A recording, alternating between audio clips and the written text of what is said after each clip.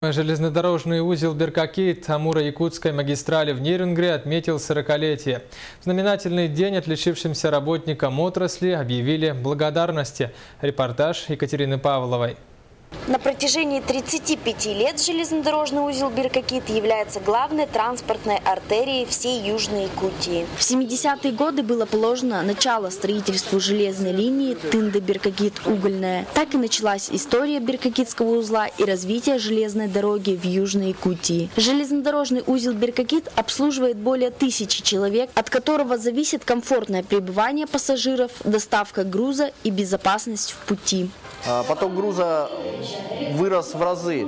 И без реконструкции железнодорожной станции Беркакит, узла Беркакит, без удлинения путей, без врезки дополнительных устройств, сигнализации, централизации, блокировки, просто нереально провести то количество, предъявляемое к перевозке груза, которое есть сейчас и которое будет в перспективе.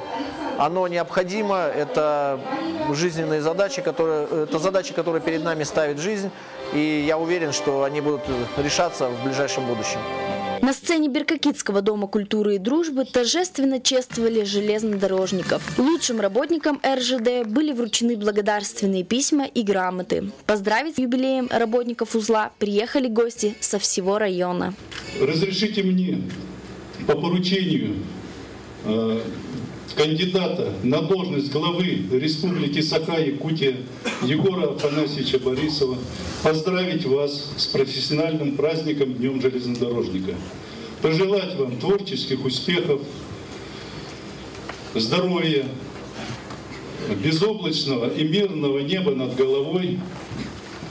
Низкий вам поклон. С праздником! Уже сегодня на территории Якутии железнодорожная ветка дошла до Бестяха. В проекте постройка моста через Лену. К 2020 году поездка в поезде станет реальностью для жителей Якутска. Доступность радует жителей Алданского района. И вот уже пассажиры из Томота могут прямым рейсом добраться до Кисловодской Москвы без пересадок. Свой праздник железнодорожники, как всегда, отметили с размахом. Екатерина Павлова, Надежда Акимова, Дмитрий Горбов, НВК Саха-Нерюнгри.